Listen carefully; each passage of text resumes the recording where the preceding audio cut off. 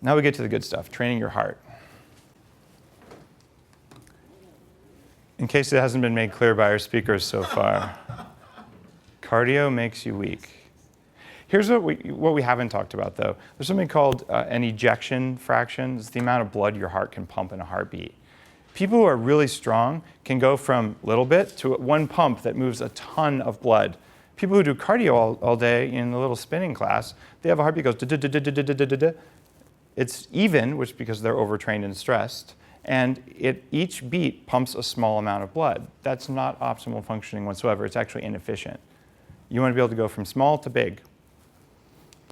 I'm talking about heart rate variability, though, is the main focus of this slide. How many of you have heard of heart rate variability? I got like 3 people in here, medical professional, friend, another friend.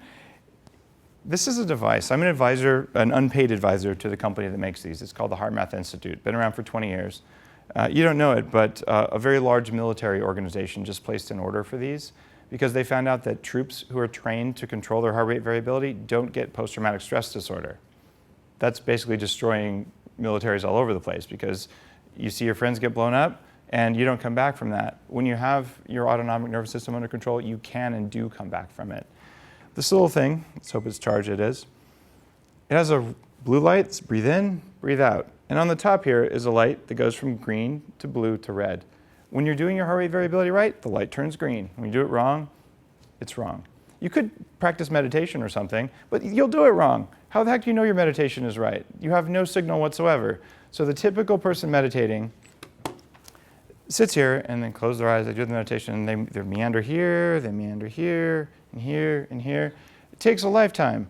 When you have devices like this, they turn red and bing when you fall off the path. So you go this way, no, go that way, nope, and you end up going up. So you can learn to do things that would take you years to do in literally 6 weeks.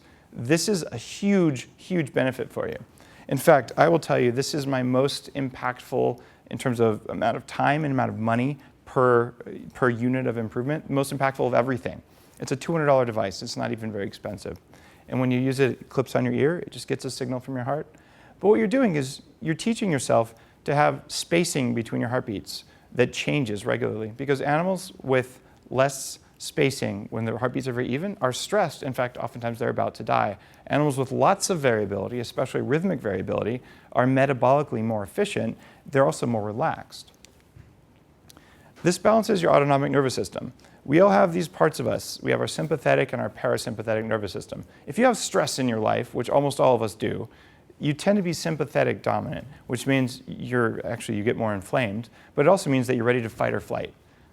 So things come in, your body doesn't understand the difference between a tiger about to eat you and the fact that you have a deadline that's coming and you feel a sense of impending doom because you might get fired. It doesn't understand that, God, I might fail when I go, to approach this woman at a bar.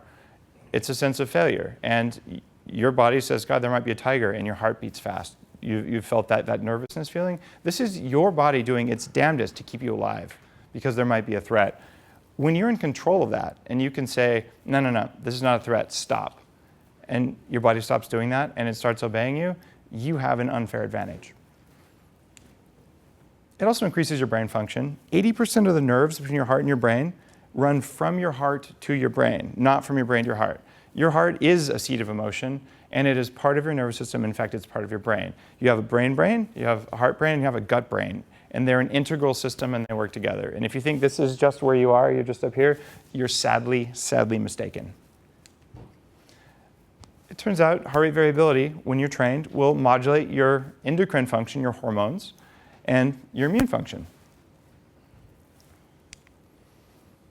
You live longer when you have high heart rate variability. We're talking 10 minutes a day for 6 weeks to learn the skills. This device is just training wheels. This is the HeartMath Institute M-Wave 2.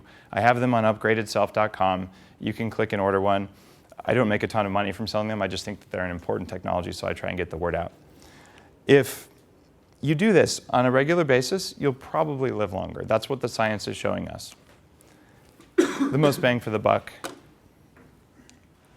Here's a picture of what it looks like if you use the software. The device works by itself. You can plug it into your computer and get a real-time graph of your heart rate variability. When It looks like this. This is sort of the cumulative amount of time I've spent in a state of high variability. This is a graph of it, and this is a relatively good session. When you first start out, you'll see how chaotic your heart rate variability is.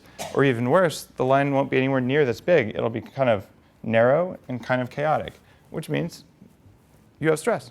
That's all right. You're overtrained. You've been eating the wrong foods. You're not happy. Whatever it is. The cool thing is, this is a switch, like training wheels, that lets you turn on happiness.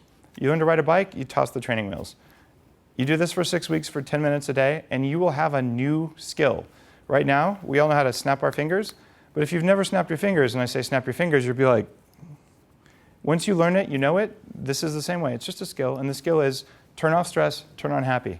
So you can sit in a room when someone's yelling at you. You can accept being rejected over and over and over, because it simply doesn't feel it. You don't feel it here the way you did before. You're in control.